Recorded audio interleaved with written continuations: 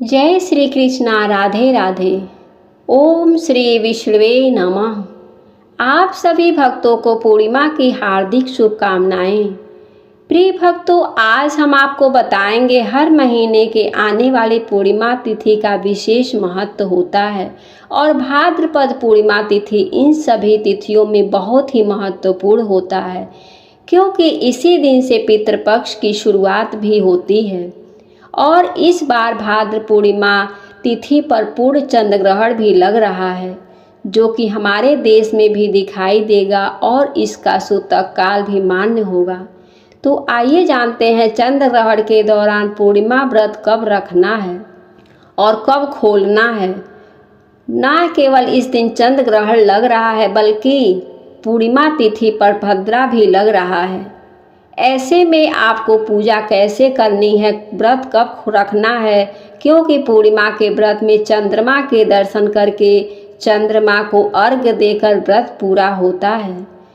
तो चंद्रमा की पूजा ग्रहण के समय आपको कैसे करनी है। इस बार पूर्णिमा तिथि 6 सितंबर शनिवार के मध्य रात्रि, देखा जाए तो 7 सितंबर रविवार की तिथि लग जाएगी। 1:42 से प्रारंभ हो रही है, जिसका समापन 7 सितंबर रविवार को रात 11:38 पर होगा।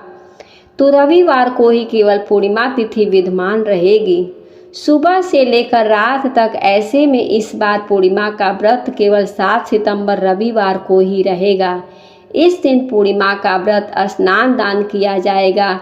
श्री सत्यनारायण भगवान का पूजन और कथा भी इसी दिन किया जाएगा और चंद्र ग्रहण भी इसी दिन लग रहा है। भारतीय समय अनुसार चंद्र ग्रहण की शुरुआत होगी 7 सितंबर को रात 9:58 से, जो कि मध्य रात्रि 1:26 पर ग्रहण समाप्त होगा।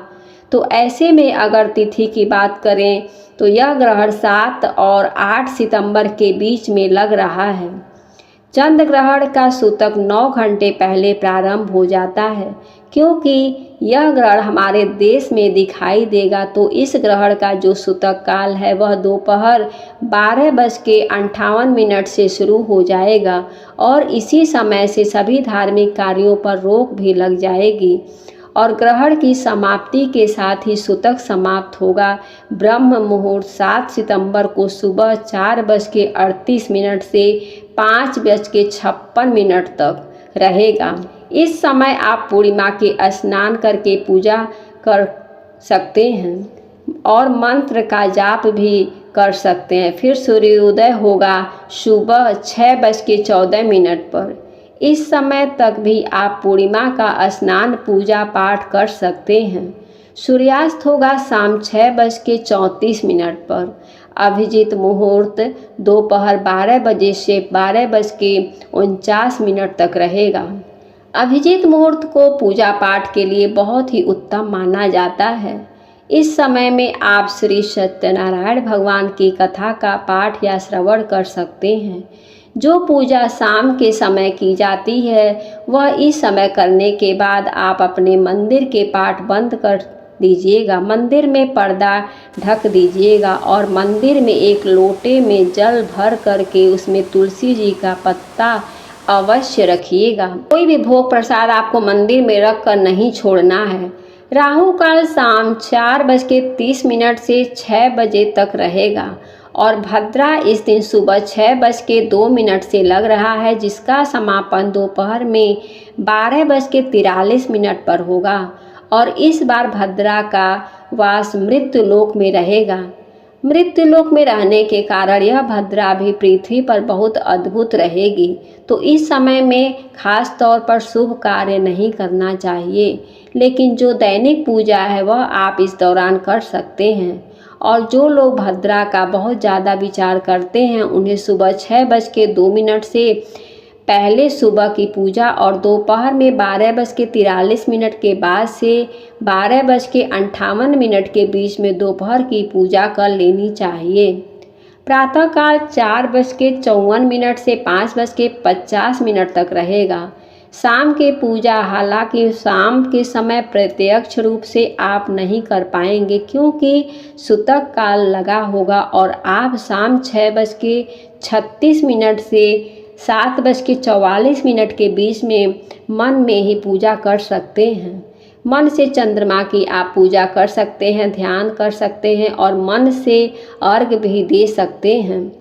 विजय मुहूर्त दोपहर 2:24 से 3:15 तक रहेगा। इस समय में भी आप किसी भी मंत्र का मन से जाप कर सकते हैं।